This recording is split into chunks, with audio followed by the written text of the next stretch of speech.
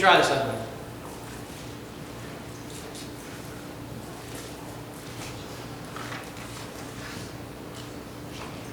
I apologize.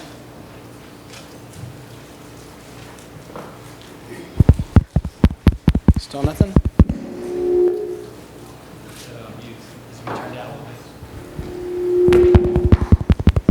Okay, there we go.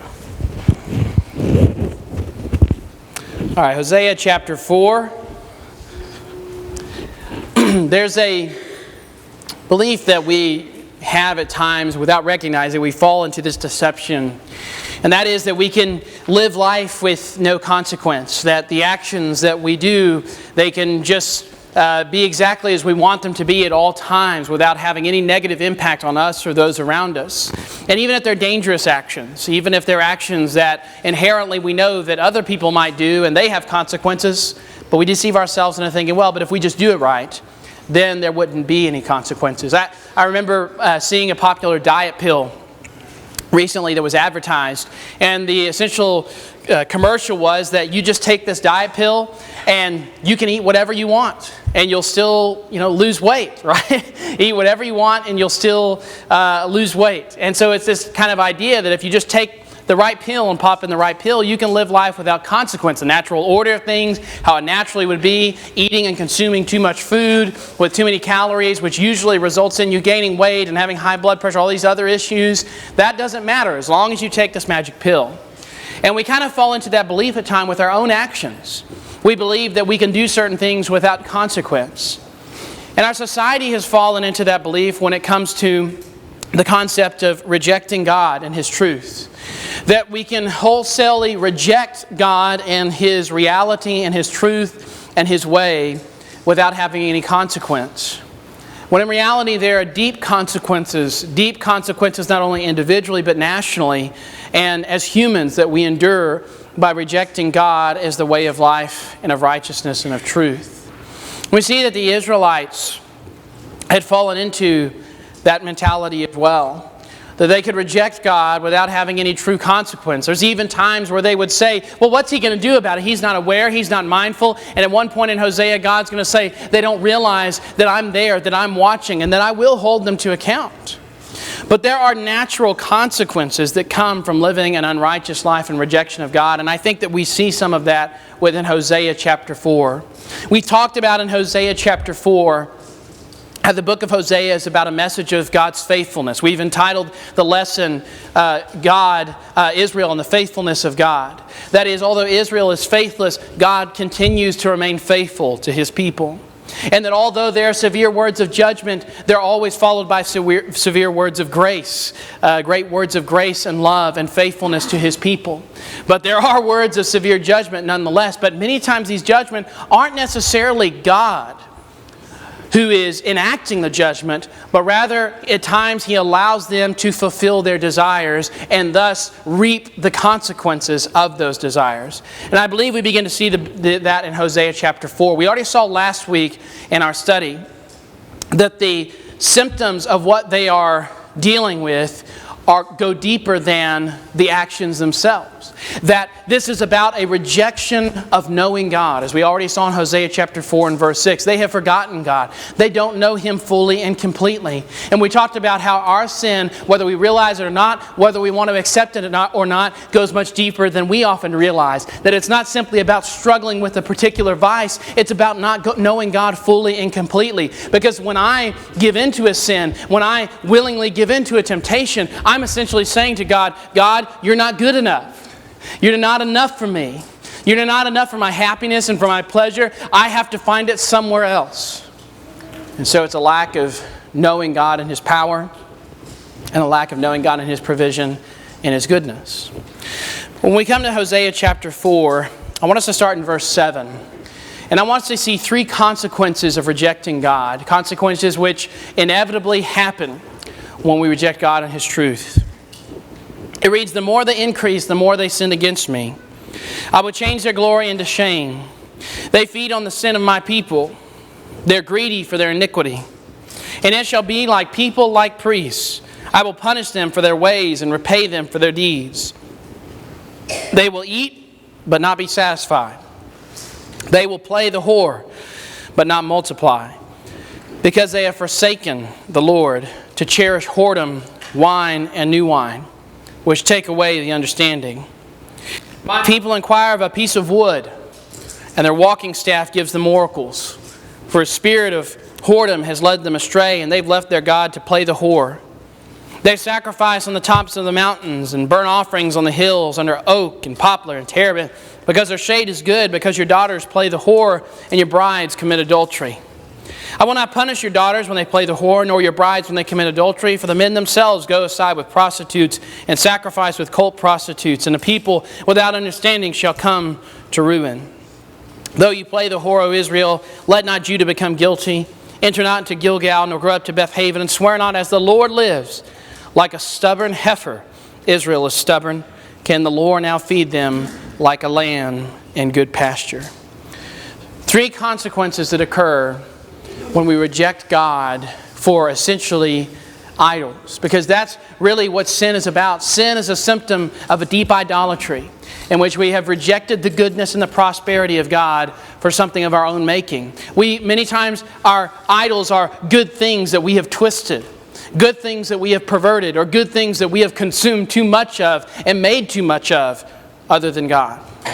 But the first consequence is that when we reject God, there is consumption but not contentment. There's consumption but not contentment. Notice he says in Hosea chapter 4 there in verse 10, they shall eat but not be satisfied. They shall eat but not be satisfied. Our society, our culture today has a deep struggle with self-control. We have a great struggle when it comes to being content. And so we consume things simply because they're pleasurable. And we reap the consequences of that. There's consumption. We can consume whatever we want because we have it at our fingertips in American culture. Whether it's food, whether it's media, whether it's drugs, whether it's alcohol, whatever it might be, we consume and we consume and we consume. And there's a problem because we don't have temperance. We don't have control of ourselves. And yet you see individuals, although they're consuming, they're miserable. They have a plethora of pleasures at their disposal, and they can keep consuming and growing, but there's no contentment. There's no happiness in that. Why is that? Why is it that you have individuals in Hollywood and the movie industry who constantly struggle with drug addictions, even though they have tons of money and tons of people know their name? Why is that? Because when we separate the pleasures of the world apart from the pleasure of knowing God, we've idolized that aspect of it and we have separated it from the true source of its happiness. We're trying to make those things an end in and of themselves when they're meant to help us at times to know God better. Good things, right? Even good things that God means for us to know Him better. We separate them from knowing Him and we consume them. But we don't know God. And so pleasure, God who made us with the ability to enjoy pleasure, He made our bodies like that. He made our minds like that. The ability to enjoy these things, but they are meant to where we can know Him. And so when we separate ourselves and reject His way, yes, we consume and consume and consume. But as Hosea says, they can eat all they want, but they're still going to be hungry. You have individuals who are consuming materialism and secularism and all kinds of isms out there, and yet they're still longing for something deeper. And what they're consuming is not enough for them to fill the void that they have here. So there's consumption, but not contentment. The second consequence is there's pleasure, but not prosperity.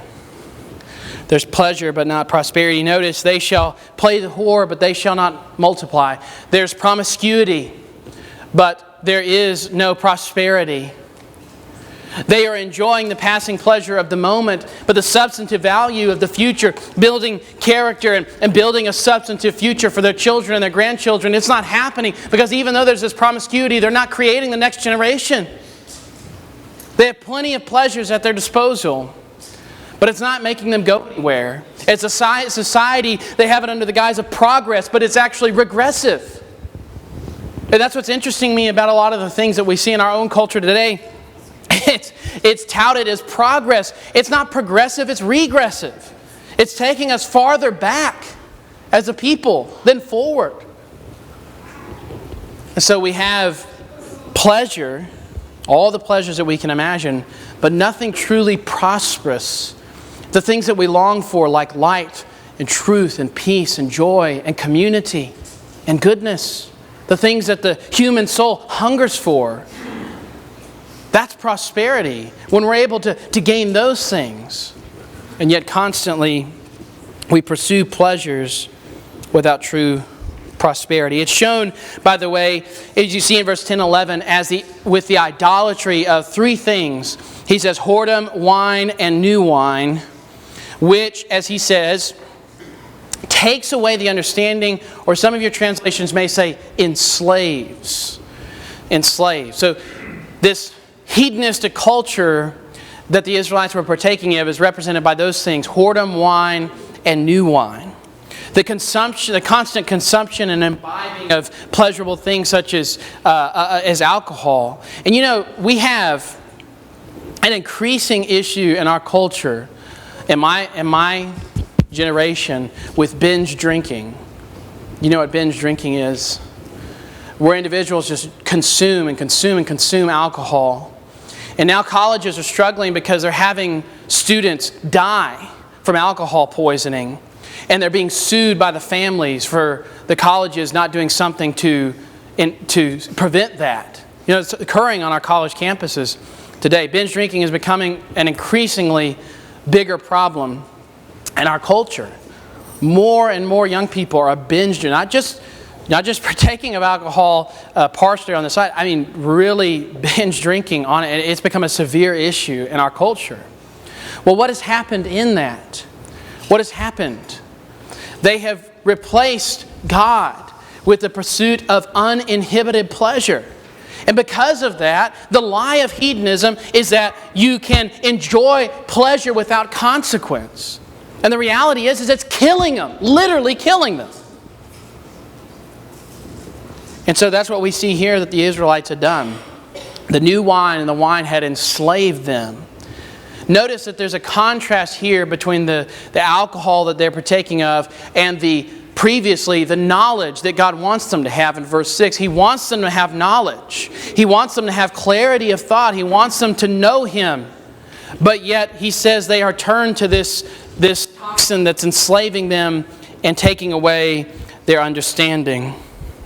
And this is interesting because this leads into how it says it takes away their understanding, and then it immediately leads into they're talking to a stick, right? If you saw someone going up and talking to a phone pole, what would you say?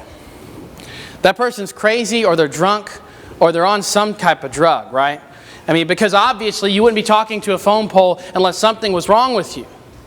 And so he's saying you're enslaved, and it's made you ignorant, and you're going and you're talking to a piece of wood and asking it to give you the revelations of the mysteries of life. How absurd does that seem? And yet our idolatry and our sin convinces us of things that we naturally would be repulsed by, naturally we would recognize are wrong, and yet our sin convinces us somehow that it's right and it makes sense. But notice he says, my people inquire of a piece of wood, and their walking staff gives them oracles. They have turned from the most powerful, most wise, most knowledgeable being in the entire cosmos to talk to a piece of wood that they made by their own hands, or that they picked up when they were walking in the forest. And so the third consequence of rejecting God is inquiry, but not enlightenment. We have inquiry, they inquire, but there's no true knowledge here. God is not afraid of truth and knowledge. God is the source of truth and knowledge. But when you separate inquiry and knowledge from the ultimate reality, which is God, you have inquiry about things, questions, suspicions, but no substantive truth, no substantive reality. And that's where we have progressively slided into in our culture and sadly at times in the church. There's constant inquiry, as Paul would say, they're ever learning but not able to come to a knowledge of the truth. We have created such a system of skepticism in our society that to say that you absolutely know that something is right and true is the new judgment, right? Truth has become inherently judgmental in our society. But that's what happens when you separate inquiry for truth apart from the ultimate reality of God. There's inquiry, but there's no true enlightenment. It takes us back farther than takes us forward as a people. Whether we recognize it or not, there are deep consequences to not knowing God. And it might not be something that we recognize every day as easily as we might recognize other consequences. If you jump off a building, you fall down, and there's immediate consequences. But progressively, as a people, these consequences occur. Maybe you see that in your own life. Maybe you're consuming, but you're never content. Maybe you're partaking of pleasures, but there's no true prosperity there. Maybe you're constantly inquiring, but you never feel the enlightenment of God's truth to where you can say, I know that this is true. Maybe it's because you've tried to separate those things from the reality of knowing God. And what God says here is that for the people of Israel, there would be discipline that would bring them back to Him. That it would awaken their eyes to the reality of these consequences, but ultimately His grace and His mercy would be waiting for them.